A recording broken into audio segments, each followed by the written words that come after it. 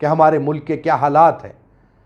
Corona کی وبا کی وجہ سے ہر ہندوستانی پریشان ہے، اسپتال بھرے ہوئے ہیں، شمشان بھری ہوئی ہے، قبرستان بھرے ہوئے ہیں، جلانے کے لیے لکڑی نہیں مل رہی ہے، دفنانے کے لیے زمین نہیں مل رہی ہے۔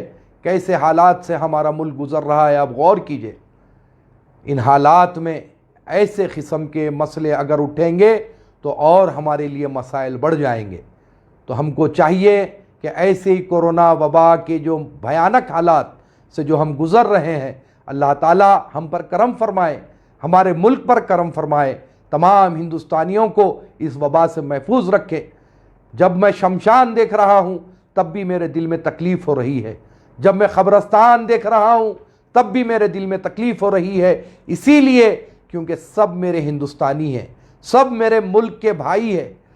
شمشان گھاٹ میں جلانے کے لیے جگہ نہیں ہے، 40 ارتیاں ایک ساتھ جل رہی ہیں، قبر کھودنے والے نہیں مل رہے ہیں۔ ذرا غور کیجئے، JCB سے قبریں کھودی جا رہی ہے، کون کب تک رہنے والا ہے کسی کا کوئی بھروسہ نہیں ہے۔ حکومتوں کو چاہیے کہ کرونا کے حالات پر کڑی نظر رکھیں۔ اگر یہاں پر لاک ڈاؤن لگانے کی بھی اگر ضرورت آتی ہے، فوری طور پر لاک ڈاؤن لگایا جائے۔ بہت سارے لوگوں کا ایسا خیال ہے کہ ہماری اپنی اکانومی تباہ ہو جائے گی، ہماری آرتھک استھتی خراب ہو جائے گی۔ ارے میرے بھائی، اکانومی اس وقت سدھری ہوئی رہے گی جب ہم رہیں گے، آرتھک استھتی اس وقت کام آئے گی جب ہم زندہ رہیں گے۔ جب کوئی بچے گا ہی نہیں تو اکانومی کس دن کام آئے گی، آرتھک استھتی کس دن کام آئے گی؟ ذرا غور کیجئے، بہت ساری حکومتیں یہ سوچ رہی ہے کہ اکانومی تباہ ہو جائے گی، ریونیو تباہ ہو جائے گا، لاک ڈاؤن کرنے سے غریب مرے گا۔ ارے غریب تو ایسے بھی مرے گا، غریب تو ویسے بھی مرے گا۔ اللہ تعالی ہم غریبوں کو بھی محفوظ رکھے، کورونا کی وبا سے تمام غریبوں کو محفوظ رکھے، تمام مڈل کلاس والوں کو محفوظ رکھے، تمام امیروں کو محفوظ رکھے۔ یہ کورونا کی وبا جو ہے غریب امیر مڈل کلاس دیکھ کر نہیں آ رہا ہے، یہ انسانی جان کا دشمن ہے۔ اور جیسے بھی ایکسپرٹس کہہ رہے ہیں، سائنٹسٹ کہہ رہے ہیں کہ یہ ایئر بورن ہو چکا ہے، جہاں کہیں 1 سے 10 لوگ جمع ہو رہے ہیں یا وہاں پر یہ وبا پھیل رہی ہے، تو ہمیں چاہیے کہ ہم احتیاط کریں۔ جیسا کہ تلنگانہ حکومت نے اقدام کیا کہ رات کا کرفیو، رات میں 9 بجے سے صبح 5 بجے تک کرفیو لگایا گیا۔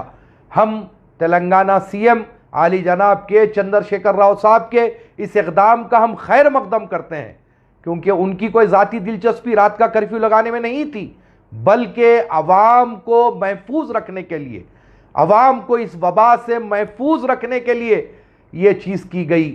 رمضان شریف ہے، یقیناً ہم اپنی عبادتیں پوری کریں گے۔ 9 بجے تک کا آپ کو وقت ہے، آپ اپنے گھر کے قریب کے مساجد میں جائیں اور نماز ادا کریں، ہو سکتا ہے تو گھر میں ادا کریں، کیونکہ یہ وبا ایسی ہے جس کی کوئی آج تک کے مثال نہیں مل سکتی، جو ہندوستان جو فی الوقت بربادی کی ڈگر پر جو ٹھہرا ہوا ہے۔ میں نے جیسے کہ ابھی آپ سے کہا کہ شمشان میں ارتھی جلانے کے لیے لکڑی نہیں ہے، قبر کھودنے والے نہیں مل رہے ہیں، دفنانے کے لیے زمین نہیں مل رہی ہے۔ ایسے بھیانک حالات سے ہم اور ہمارا ملک گزر رہا ہے۔ جیسا کہ آپ کو ایک حدیث شریف سنا دیتا ہوں کہ حضور پاک صلی اللہ علیہ وسلم سے ایک صاحب ملنے آئے اور ان کو کچھ وبائی امراض میں وہ مبتلا تھے۔ جیسے حضور کو اس بات کی اطلاع ملی کہ وہ آئے ہیں لیکن وہ کچھ وبائی امراض میں مبتلا ہے، وبائی مرض میں مبتلا ہے، اور وہ بیعت لینے آئے تھے، تو حضور نے کیا فرمایا کہ تم وہیں رک جاؤ، میں تمہاری بیعت لے چکا ہوں، ان سے مصافحہ نہیں فرمایا۔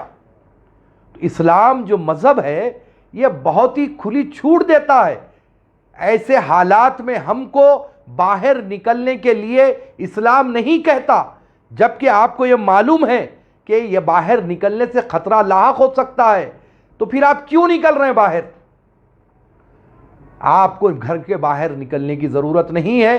اس وبا پر جب تک کہ قابو نہ ہو جائے، آپ اپنے گھروں میں رہیں، گھروں میں عبادت کریں، آپ قرآن کی تلاوت کریں، اللہ کو راضی کریں، سجدے کریں، روٹے ہوئے خدا کو منائیں۔ اس موقع پر میں یہ بھی عرض کرنا چاہوں گا کہ رمضان ہر سال آئے گا، لیکن آپ لوگ اس رمضان میں بازاروں میں نہ نکلے. دکاندار تو اپنی دکان کھول کر بیٹھے ہیں, ان کو اپنے بیپار سے مطلب ہے, ان کو اپنے بزنس سے مطلب ہے. لیکن اگر آپ کوئی گھر کا ایک شخص بھی اگر متاثر ہو جائے گا, یاد رکھیے آپ تو پریشان ہوں گے, ساتھ ساتھ آپ کا سارا گھر پریشان ہو جائے گا.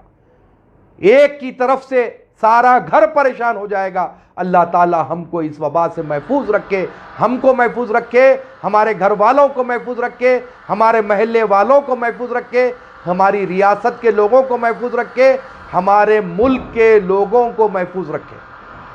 کیونکہ یہ حالات جو ہے بڑے ہی پیچیدہ ہوتے جا رہے ہیں, بڑے ہی پیچیدہ ہوتے جا رہے ہیں. آپ لوگ غور کریں, ہمارے حالات, ہمارے ملک کے حالات بڑے پیچیدہ ہیں. اس کو آسانی میں مت لیجئے. ہر دواخانہ بھرا پڑا ہوا ہے. اللہ جو ہے ہم کو دواخانوں سے محفوظ رکھے. آکسیجن کی کمی ہو رہی ہے. دلی کے حالات دیکھیے کیا ہے. میں حکومتوں سے بھی اس بارے میں مطالبہ کروں گا کہ آپسی جھگڑوں کو بند کرے. مرکزی حکومت ریاستی حکومت پر تنقید کر رہی ہے, ریاستی حکومت مرکزی حکومت پر تنقید کر رہی ہے, لیکن مرنے والے مر رہے ہیں. تو یہ وقت تنقید کا نہیں ہے, بلکہ ریاستی حکومت ہو کہ مرکزی حکومت ہو, ایک دوسرے کے تال میل کے ساتھ آپ لوگ عوام کو اس وبا سے محفوظ کیجئے. ان کو جو چیز کی ضرورت ہے وہ چیز فراہم کیجئے.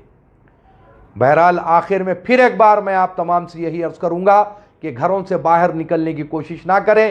حکومت کے ساتھ, پولیس کے ساتھ بھرپور تعاون کریں.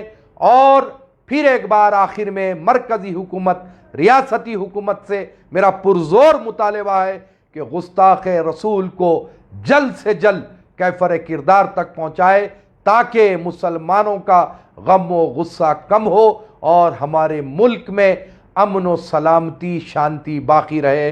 السلام علیکم ورحمۃ اللہ وبرکاتہ.